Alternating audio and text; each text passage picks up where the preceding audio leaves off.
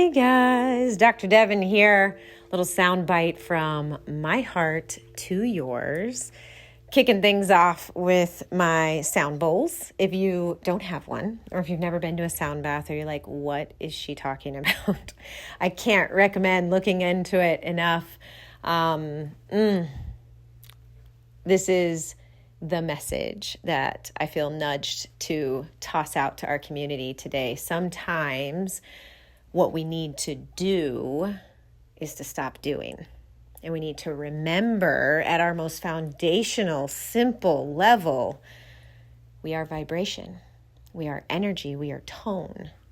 And there are ways, there are ancient wisdoms that can help us realign, recalibrate, rejuvenate. They can help us heal, not by doing, but by being. And whether it's sound bowls or gongs or drums or humming or tapping, I have found after a decade in practice and laying my hands on literally thousands of people, of being a guide side by children and women and men, elderly, young, you name it, different seasons of life. What do we all have in common? The heartbeat, the soul frequency. And so I gather that someone out there listening to this has a very full to-do list, much like mine looks like and feels like most days. I gather that if you're on planet Earth right now and you're not the most disciplined human on Earth, that maybe you've seen latest news headlines or you've been tempted to lose your wits in the external chaos or commotion that the last few years has erupted. You've felt yourself slide off center. You have felt dis-ease enter your system, either before or now. And yes, there are many things that we can get out and do about it, but often, right, the beauty, the healing, the potential, the possibility isn't in the doing, it's in the being. It's in the breath. It's in the pause. Be still and know. And so I think one of the most healing things that you could do for yourself today, that you could invite your spouse, significant other, child, coworker, friend, loved one to do, is to put it down, is to surrender, is to stop, is to pause, is to breathe, is to laugh, is to hum, is to play a sound bowl, is to dance, is to take a walk, is to hug a tree, is to take a nap. In traditional Chinese medicine, there is yang, there is do, there is go, there is build, there is seek, and there is yin. There is stillness and letting go. Oh, what a world it would be if we could somehow learn to grab yin or yang gears when we need to. Sound bowls are a way for me that I steady my chaotic soul. They are a way for me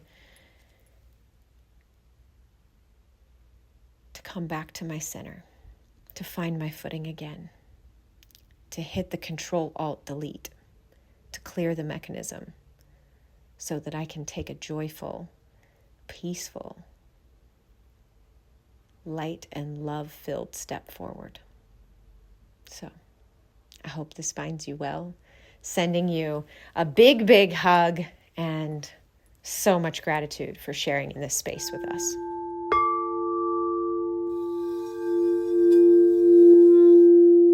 Hey guys, Mike Winter here. I hope you're all having a beautiful, fantastic week wherever you are in the world. Just wanted to connect and tap in real quick.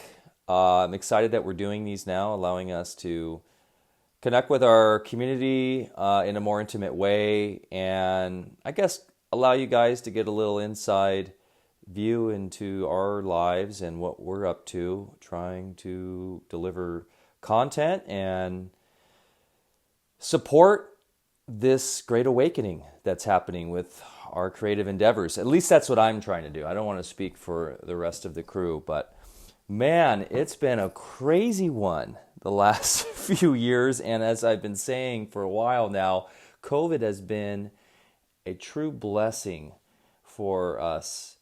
I know for some, it doesn't seem that way. For some, it may be still very challenging. You may be feeling isolated. You may have lost a lot of relationships. You may have lost loved ones. You yourself may be suffering from health implications and mental, spiritual, physical implications from everything that's been going down with all this madness over the last few years. But COVID has been an amazing gift. And I say that because I wouldn't be talking to you right now without that, without it happening, and nor would I have met so many amazing people. So I am a half glass full kind of guy, kind of known for that, an eternal optimist. And I just want to say how thankful and how much gratitude I have for y'all that tune in and listen to these and have engaged with us with the event. We are creating this new collective field of consciousness that is spreading across the globe in a way that is having a heavy, heavy impact on quote-unquote normies, and they don't even know it yet. That's how it works, guys. So COVID has been the greatest gift because it has been the kick in the ass we needed to move forward and start creating the new. So that being said, what are we doing now? One of the things I've been really focusing on is digital sovereignty. As you know, I'm involved with a number of projects. Well, if you don't know, I did a talk on a blockchain project called Cordal. And I know as soon as people hear blockchain, a lot of people in this community, their hackles raise and they think this is part of the New World Order or the Great Reset or something. But it is just a technology and it can be used like any tool for good or for bad. And Cordal's main ethos is pure decentralization and pure independence from the forces that are trying to push us into some digital prisonscape. Digital is good. I'm speaking on a digital platform to you right now. There's a lot of positivity that can come out of using digital technology. And I recently did a talk on this at a Health Freedom for Humanity event down at Soahart Farm. Was that 2 weeks ago? And that recording, I recorded it on a little device, and I came out pretty good. So I actually am putting that out on Be Sovereign. So check that out. That's Sayer G's new platform, which will be, I believe, turning into unity.live. I believe that will be the new domain, but for right now it is besovereign.com, and that just came out today.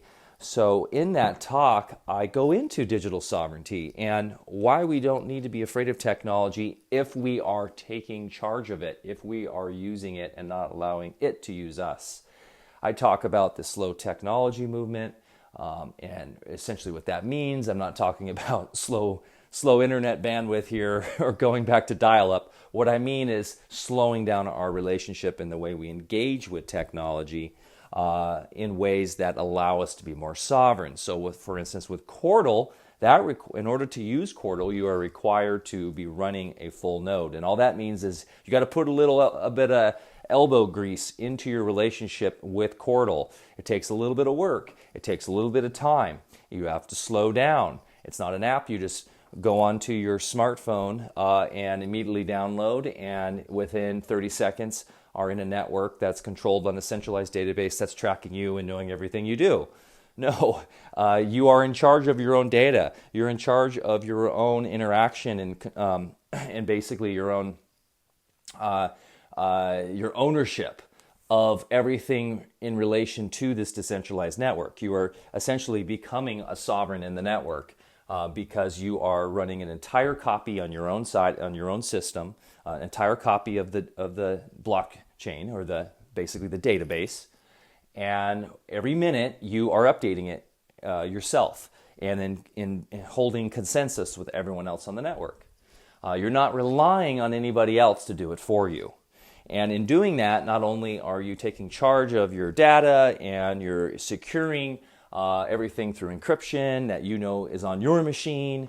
And if you're really hardcore, like a lot of us, you have it on a Cortector device, which is a Raspberry Pi device, which just means it's not even on an Intel chip or something that has those backdoors on the hardware side. And this, to me, is where we need to be going for true digital sovereignty. And with this, we can expand our life out through the digital realm and still be in control, right? So we can have fun in a digital landscape. We can go and engage in a digital library, for instance, on, dare I say it, virtual reality. And let's say somebody wants to recreate the Library of Alexandria. And we try to essentially rebuild things that are gone now in the digital landscape. If it's decentralized and we have ownership of it, I don't see that necessarily as a bad thing. However, we do need to have balance, of course, and we need to be outside and we need to be tying stuff to the physical and we need to be growing our own food and engaging with nature and all that. So everything needs to be in balance. Super important. So the slow technology movement is something I've been pushing. I developed a couple months ago, and I think it's something that's really exciting if we can have that, bring that balance back through projects like Cordal. I'm a fan of privacy coins like Pirate Chain, which is a cryptocurrency that is probably the most private cryptocurrency out there. Also a fan of things like Fediverse, like Mastodon, where people are creating their own networks to have social media. Of course, Cordal, I feel, is better than that, and will soon allow us to replace things like, dare I say, Facebook or Twitter and Instacrime and LooshTube and all these things. So working hard with our team to bring these solutions to you. And then also one other thing I said at this talk that I really want to stress is that we need to pat ourselves on the back and take it day by day and know we're all doing our best and not to stress out on this too much. Baby steps. And you can do that with the little decisions you make every day in your digital life, whether that be certain apps that are on your phone that you might want to go delete, maybe canceling a subscription to Demon Flicks, looking at your privacy, maybe if you haven't invested in a secure router at your house for your Wi-Fi, or even better yet than doing Wi-Fi, getting everything wired in your house, which I know Josh Del Sol is a big fan of, understanding the dangers that come with wireless technology these days. Taking baby steps and not trying to do it all at once and not being so hard on yourself. And if Netflix there's enough content on there that you really love and it's something you feel that you deserve, then keep your Netflix account by all means. But if it's something that you're really principled about, then that's a great little step you can take by canceling your Netflix today. So, these are the little things, these decisions we make every day. We do need to be more conscious of them because they've made it really, really easy for us to opt in to the hellscape they're creating. And it's also very, very easy to start reversing that and taking different steps towards a better sovereign footsteps towards a better sovereign digital landscape, which I know we all want to see and be in. So I hope that makes sense, and I'll continue to expand on these topics because I know they can be controversial. I know a lot of people just want to throw the baby out with the bathwater in terms of all digital technology. Personally, I believe that digital technology is just a means for us to move back into the true technology, which is us, our ability to be psychic, our ability to have precognitive, vision of the future, to be able to, levitate and do all these amazing things that the masters have shown that is possible. So let's engage with it in a responsible way and look towards people that are trailblazing in this space towards a more decentralized, open source, sovereign landscape. Love you all.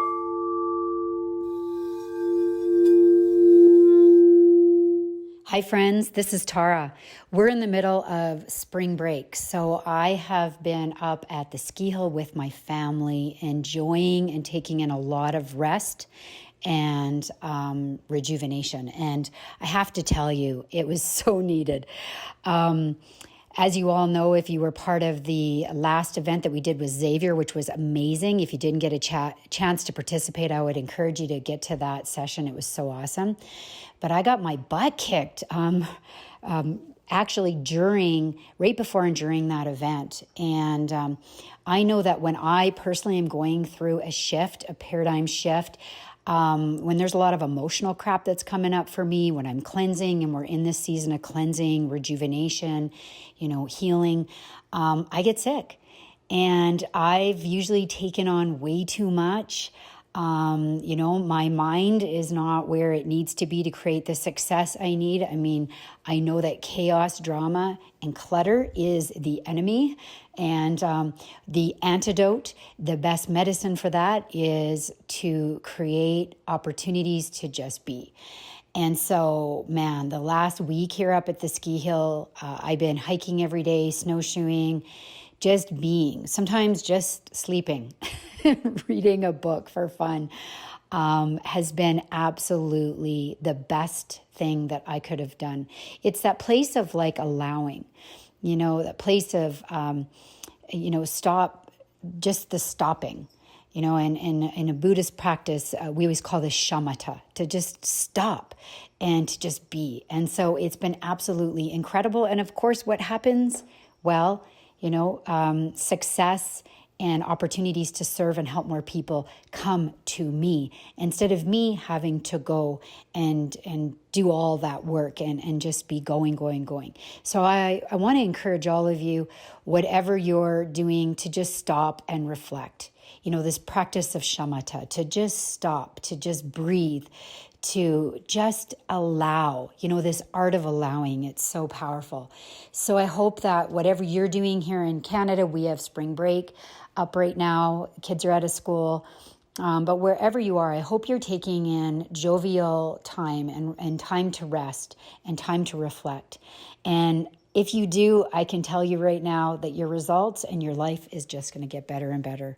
So make it a great season, and I look forward to seeing you all at the summer event.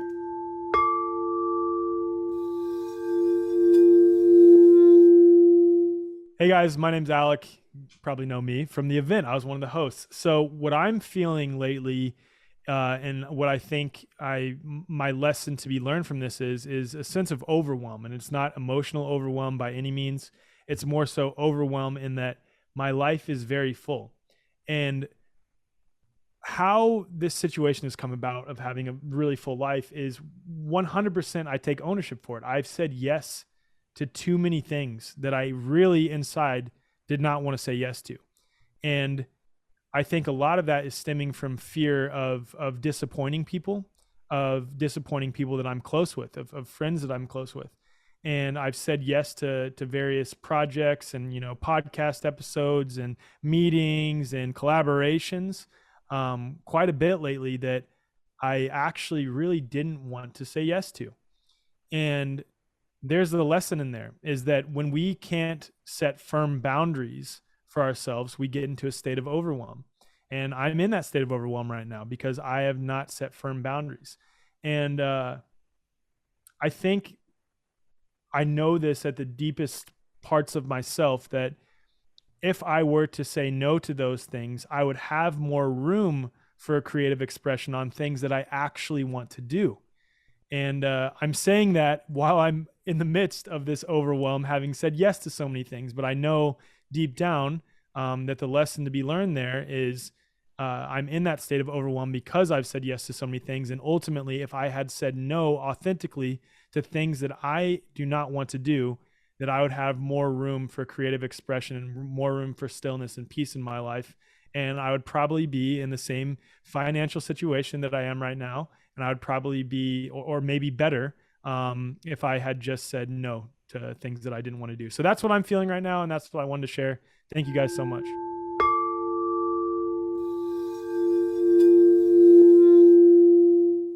Hey, Soul Family, it's Josh here, and I just wanted to highlight a couple things that really have been coming up for me. The first is how absolutely done I am with the layers of bullshit, of narrative on this planet, and realizing that, really what's required around the inside-out shift that we talked about, around okay, what's under my control. I've been thinking about, perhaps the next step in my own journey of, let's say, aligned empowerment or love-based empowerment is realizing and admitting what's out of my control.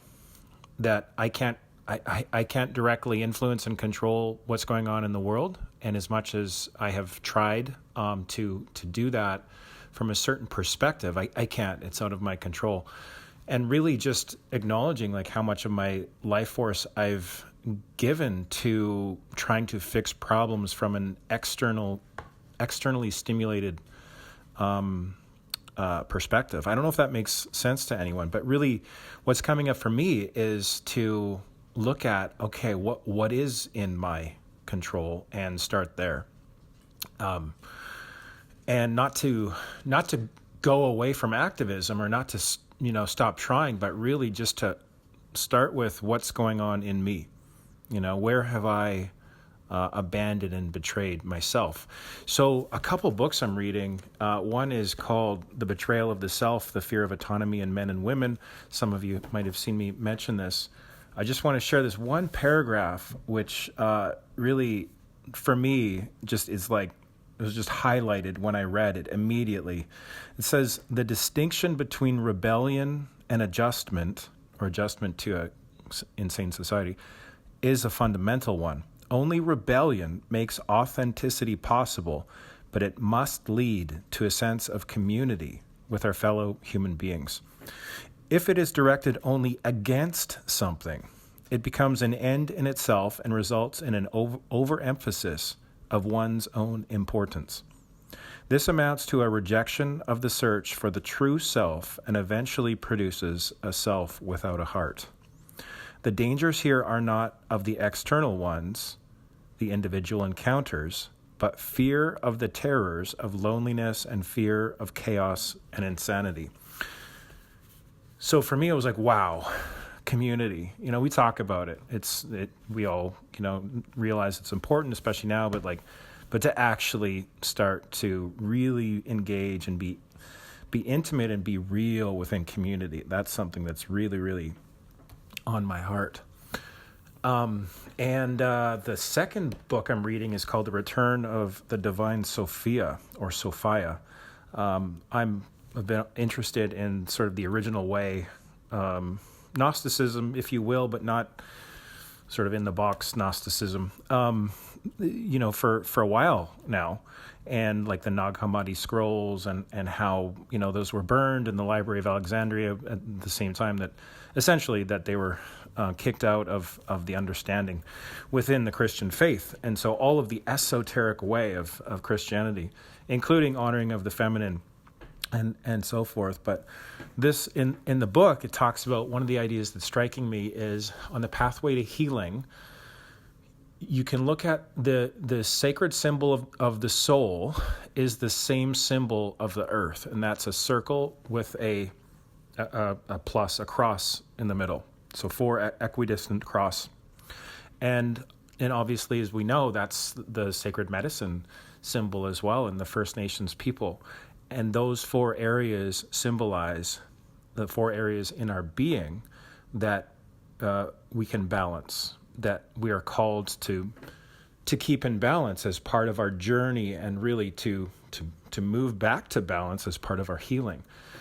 So those 4 areas being the body, the mind, the emotions, and the spirit. The body, the mind, the emotions, and the spirit.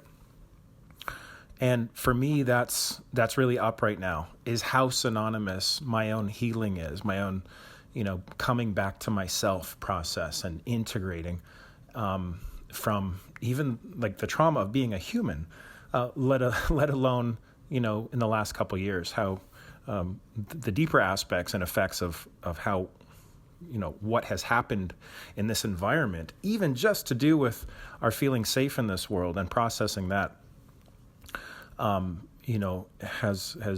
informs my current perspective. So that's under my control, right? Drawing a circle, and in 4 parts: my body, my mind, my emotions, and my spirit. So that's really bringing some life to me as I kind of emerge from a season here of mostly esoteric